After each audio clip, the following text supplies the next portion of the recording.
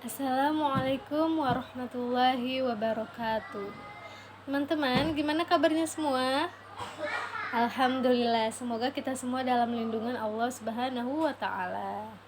Nah, baik teman-teman, untuk pembahasan kita hari ini yaitu ada berzikir dan berdoa setelah sholat fardu. Baik teman-teman, sebelum kita memulai pembelajaran, mari kita sama-sama mengucapkan basmalah. Bismillahirrohmanirrohim. Pembelajaran segera dimulai. Nah, baik teman-teman, bisa dibuka bukunya di halaman 66 ya.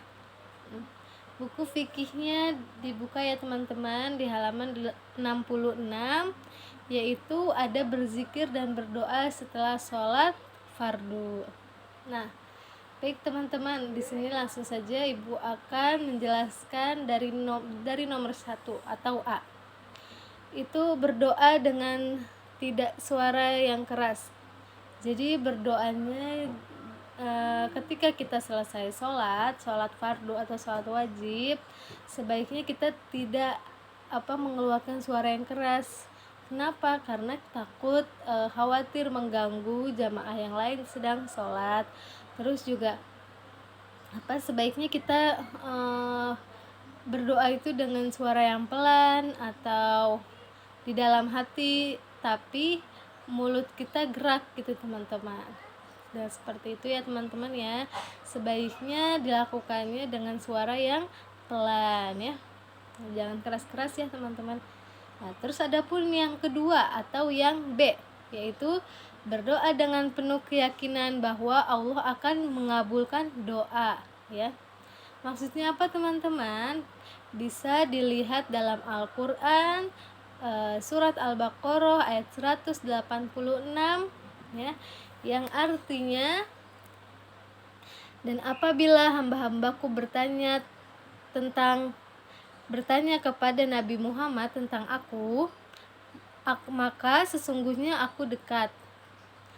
Aku kabulkan permohonan orang yang berdoa apabila dia berdoa kepadaku. Hendaklah mereka itu memenuhi perintahku dan beriman kepadaku agar mereka memperoleh kebenaran. Nah, maksud dari ayat ini apa teman-teman? Nah, Ibu jelaskan ya. Pasti dalam ayat ini Allah itu dekat. Nah, Allah akan kabulkan permohonan orang yang berdoa apabila kita berdoa kepada Allah. Jadi di sini sangat jelas ya teman-teman. Jadi kalau kita berdoa kepada Allah, insya Allah Allah akan mengabulkan ya teman-teman. Jadi itu diibaratkan kita itu seperti orang mati dan orang hidup. Apa maksudnya orang mati dan orang hidup? Jadi orang mati itu orang yang gak pernah berdoa. Misalkan dalam satu hari itu kita tidak berdoa, kita tidak berzikir kepada Allah ya, maka itu disebut dengan mati atau mati hati. Makanya kenapa kita ada sholat? Karena kita setelah sholat itu pasti kita berzikir dan berdoa. Makanya teman-teman, kita harus sholat yang 5 waktu itu ya teman-teman ya, jangan sampai ditinggalkan. Nah, setelah sholat kita harus berzikir dan berdoa. Allah itu paling suka kalau melihat hambanya itu berdoa terus-menerus kepada Allah, meminta permohonan kepada Allah, apalagi memohon ampunan kepada Allah. Itu insya Allah Allah akan kabulkan ya teman-teman. Makanya di sini juga ada orang yang hidup. Maksudnya orang yang hidup itu artinya orang yang selalu berdoa, orang yang selalu berzikir kepada Allah ya. Jadi kalau tadi orang yang mati itu maksudnya mati hati ya teman-teman, itu yang tidak pernah berdoa, dalam sehari itu nggak pernah berdoa atau berzikir, itu disebutnya orang yang mati hatinya. Tapi kalau misalkan orang yang hidup itu orang yang selalu berdoa kepada Allah, selalu berzikir kepada Allah, itu orang yang hidup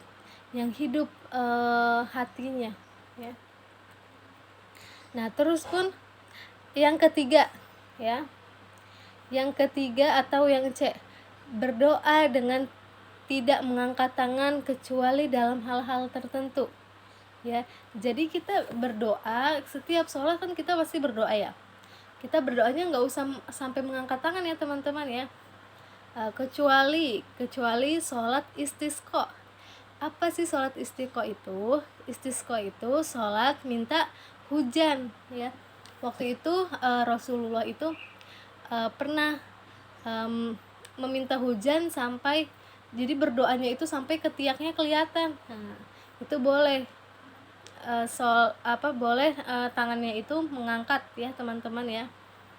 Nah itu disebut, dalam sholat istisqa saja ya teman-teman ya. Untuk sholat lainnya kayak sholat fardu itu nggak usah mengangkat tangan ya, karena tidak ada contohnya ya teman-teman ya.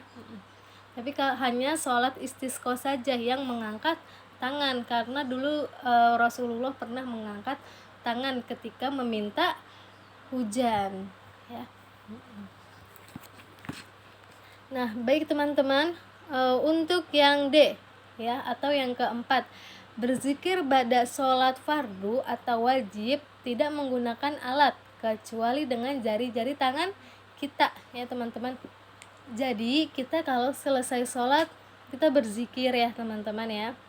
Nah, berzikirnya itu nggak usah pakai kayak benda gitu teman-teman, yang atau tasbih kayak gitu ya. Nah, kita cukup dengan jari jemari kita ya, karena Rasulullah pun mengajarkan kita menggunakan jari-jari tangan kita ya, seperti ini ya teman-teman. Contohnya Allahu Akbar, Allahu Akbar, Allahu Akbar, tangan kanan ya teman-teman ya. Allahu Akbar, Allahu Akbar, Allahu Akbar, Allahu Akbar, Allahu Akbar, Allahu Akbar, Allahu Akbar, Allahu Akbar, Allahu Akbar. Itu sampai 2 kali genggaman, terus baru deh 1.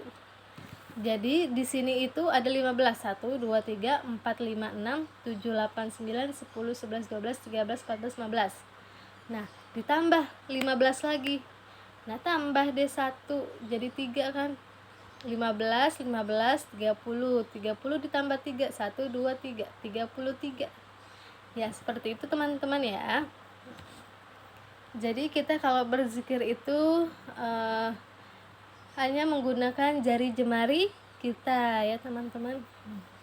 Alhamdulillah teman-teman, pembahasan kita hari ini cukup sampai sini saja. Mudah-mudahan teman-teman apa yang ibu sampaikan paham ya. Sebelumnya teman-teman sudah paham apa belum? Ya, mudah-mudahan teman-teman semua paham ya.